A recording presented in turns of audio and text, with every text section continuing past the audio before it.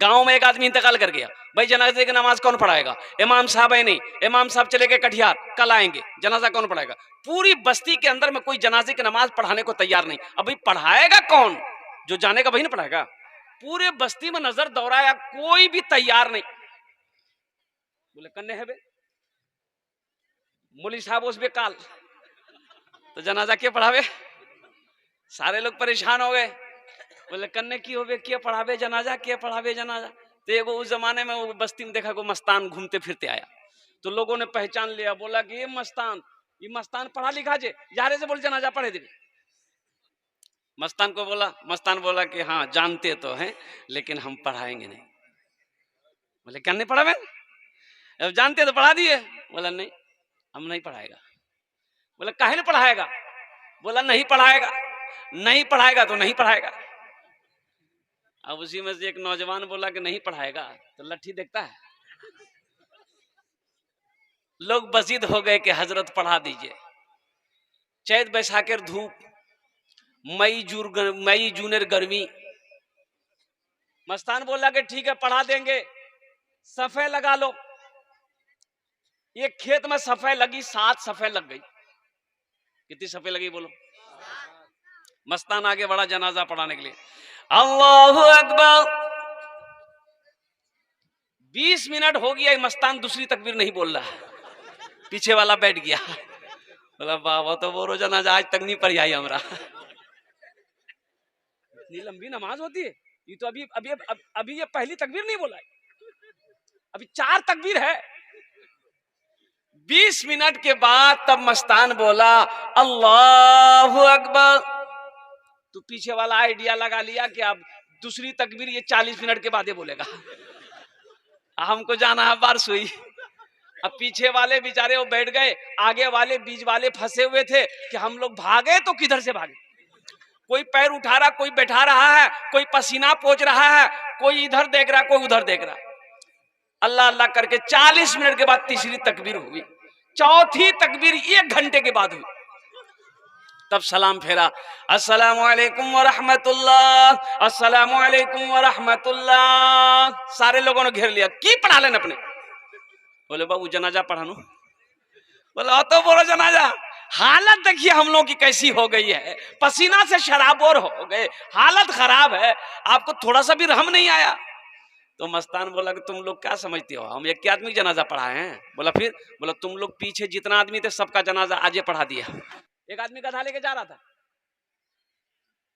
एक बादशाह देख लिया, बोला इधर। गधा वाला आया, बोला कहाँ जा रहा है? बोला गधा बेचने जा रहे हैं। बोला गधा बेचने जा रहा है तो तुम्हारा गधा कौन खरीदेगा? बोले कौन नहीं खरीदेगा, इस गधे के अंदर बहुत खूबी है। तो बादशाह ने पूछा कि कौन सी खूबी है? गधा तो गधा है। बोला नहीं हुजूर, इसको आम गधा मत समझिए, बड़ा पावरफुल गधा है। क्या खूबी है? तो गधा वाला बोला कि इस गधे के अंदर में खूबी है कि जो इसके ऊपर बैठ जाता है उसको मक्का मदीना दिखाई देता है। बोले रे वाह, ये कौन गधा जे रे? बोला अगर ये बात सही सच निकली तुम्हारी तो गधा हम ले लेंगे। कितनी कीमत रखा? बोला 50,000 रुपया। बोला 1000 रुपये में गधा को कोई पूछता नहीं, अब 50,000। बोला हुजूर हम पहले ही बताए ये कोई आम गधा नहीं है, इस गधा के ऊपर जो बैठेगा वो मक्का मदीना देखेगा। तो बादशाह बोला अच्छा ठीक है, अभी आजमा लेते हैं कि कहां तो तुम्हारी बात सही है कि गलत है। बोला आजमा लीजिए। तो बादशाह वजीर को बुलाया कि वजीर इधर आओ। वजीर आया, बोला वजीर बैठो इस गधे पर, ये गधे वाले का दावा है कि इस पर जो बैठेगा उसको मक्का मदीना दिखाई देगा, जरा पता तो करो सही बात सही है कि गलत है। तो वजीर जब बैठने लगा तो ये गधे वाले ने रोक दिया कि ठहरिए ठहरिए, अभी मत बैठिए, ठहरिए, एक शर्त है, इस गधे पर बैठने के बाद मक्का मदीना उसी को दिखाई देगा जो चोर ना हो, जो बेईमान ना हो, जो गद्दार ना हो, जो धोखेबाज ना हो। तो बादशाह बोला कि मेरा वजीर तो फाइनल है। बोला बैठाइए। वजीर गधा में बैठा, आगे देखा, पीछे देखा, दाएं देखा, बाएं देखा, ऊपर देखा, नीचे देखा, कुछ नहीं दिखा रहा। दिखाई देगा? अब बादशाह पूछ रहे की देखो रे? अब वजीर सोच रहा है कि अगर हम बोल दे हम कुछ नहीं देख रहे हैं तो बादशाह बोलेगा इसका मतलब सबसे बड़का चोर है ये वजीर मेरा। समझेगा ना भाई? बोले सबसे बड़का चोर यही छे, वो मोर खजाना के लूटो होई। तो बादशाह पूछता है कि क्या देख रहा, बोलो तो सही।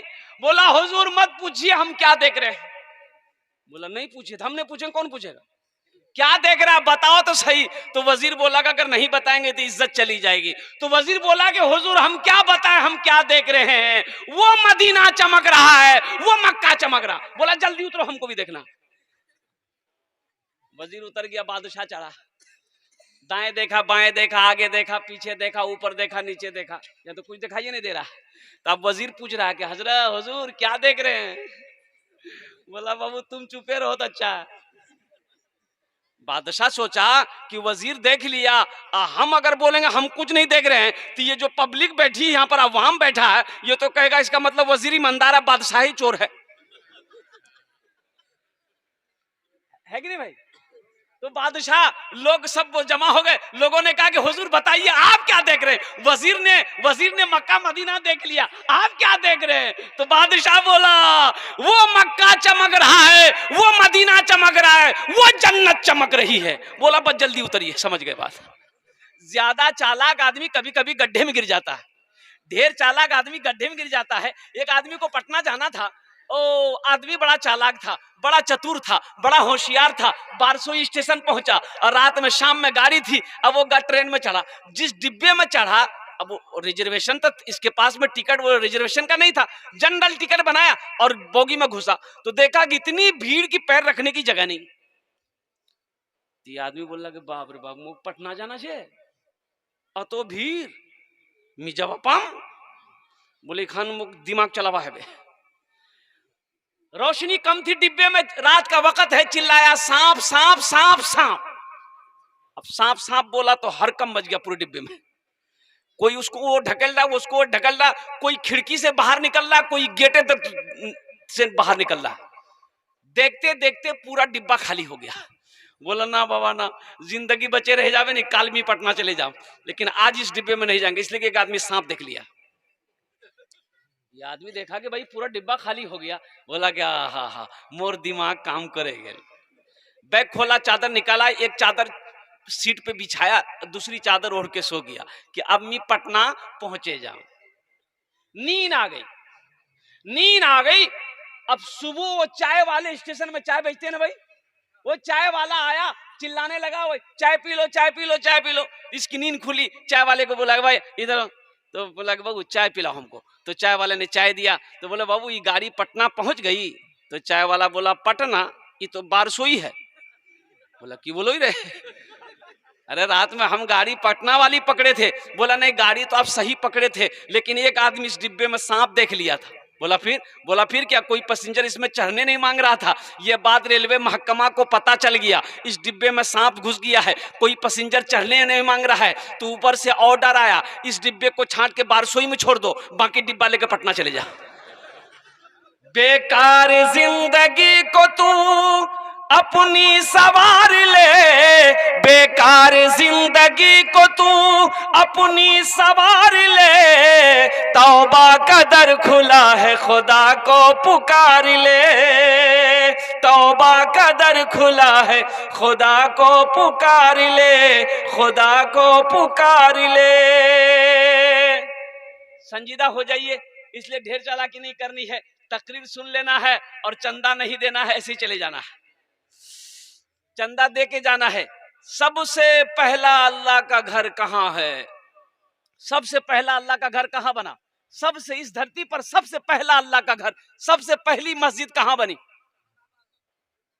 और उस मस्जिद का नाम क्या है, उस मस्जिद का नाम है खाने काबा। उस घर का क्या नाम है बोलिए, खाने काबा। खाने काबा कहाँ है, मक्का में है। खाने काबा कहाँ है बोलिए, मक्का में। मक्का का पहला नाम क्या है, मक्का का पहला नाम है बक्का। मक्का का पहला नाम क्या है, भक्का।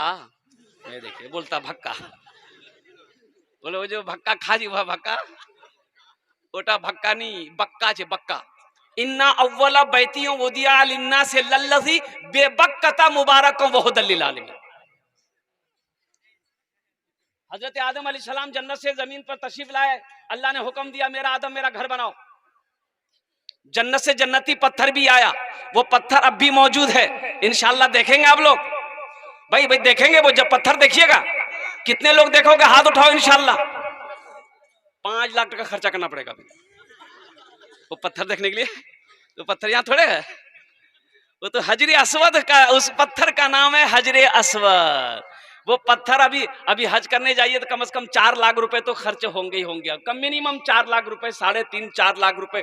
2012 में हम लोग गए थे, मैं गया था तो उस वक्त समझ लिए कि 2.5-3 लाख रुपए पर गया था 2012 में।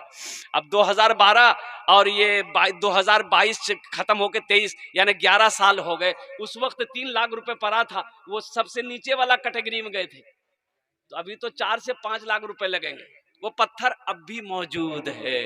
वो पत्थर को जो लोग हज करने जाते हैं उस पत्थर को चूमते हैं, जिसको मौका मिलता है चूम लेते हैं, जिसको मौका नहीं मिल पाता है चूमने का, भीड़ बड़ी रहती वहां तो नहीं चूम पाते हैं।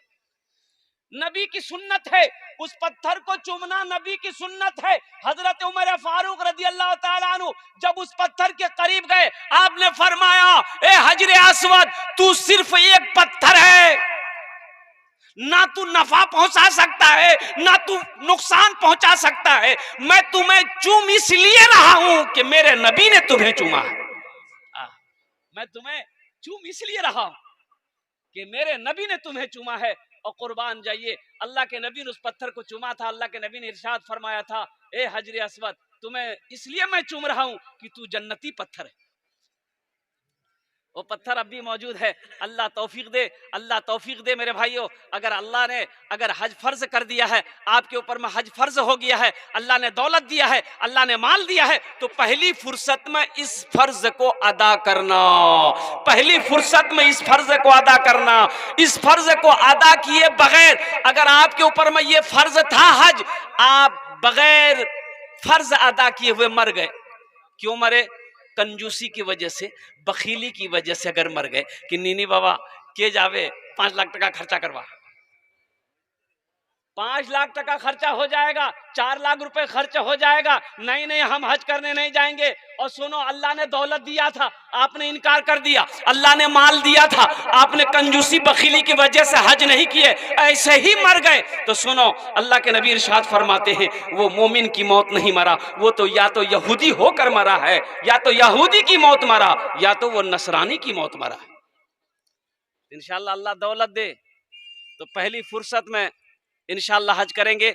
मैं दुआ करता हूँ, हाथ उठाओगे इंशाअल्लाह, हम लोगों के मौला अपनी जिंदगी में एक बार खाने काबा का और अपने महबूब का रोजा नसीब अता फरमा दे, जियारत नसीब फरमा दे। बड़ा मुकद्दस जगह है, जब वहां चले जाइएगा ना तो आने को जी नहीं चाहेगा। मक्का चले जाइए, मदीना चले जाइए, तो बस यही कहिएगा कि मौला मौत यही हो जाए, यही मैं मर जाऊं, फिर हिंदुस्तान ना जाऊं।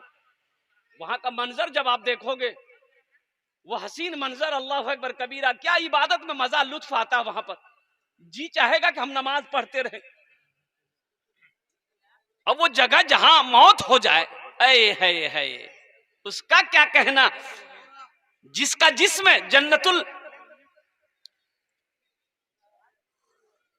जिसका जन्नतुल बकी में जिसका जिस्म दफनाया जाए, हा उसकी खुश नसीबी का क्या कहना। मालूम जो मदीने में मर जाए, जो मक्का में मर जाए, अल्लाह अकबर कबीरा। इसलिए मेरे भाइयों, हजरत आदम अलैहिस्सलाम ने, हजरत जिब्रील अमीन तशरीफ लाए, खाने काबा की बुनियाद रखी, अल्लाह अकबर कबीरा। तूफान नू आया, खाने काबा की दीवारें गिर गई। अल्लाह तबारक व तआला ने हजरत इब्राहिम अलैहिस्सलाम से इरशाद फरमाया, हजरत इस्माइल से कहा कि इस्माइल, ओ मेरा इब्राहिम, मेरे घर की तामीर करो। अल्लाह अकबर कबीरा। आज तो हम मस्जिद में झाड़ू लगाने को छोटा समझते हैं। कोई पैसा वाला है, बड़ा आदमी है, मस्जिद में झाड़ू लगाना नहीं चाहता, बोला हम ही झाड़ू लगाऊं तो मोहल्ला वाला की को बे झाड़ू लगा। सुनो, हुजूर की हदीस सुनो, फरमाया गया कि कोई अगर मस्जिद से एक तिनका उठाकर बाहर फेंक दे, एक तिनका उठाकर अगर मस्जिद से कोई बाहर फेंक दे, अल्लाह फरिश्तों से जन्नत में उसके घर में झाड़ू लगवाएगा। क्या मकाम है। अल्लाह तौफीक दे तो मस्जिद की खिदमत करो। एक बात याद रखिएगा, तो बताया गया हजरत इब्राहिम अलैहिस्सलाम, बाप भी पैगंबर बेटा भी पैगंबर, तो बाप मिस्त्री बना, बेटा मजदूर बना, दोनों मजदूर बना।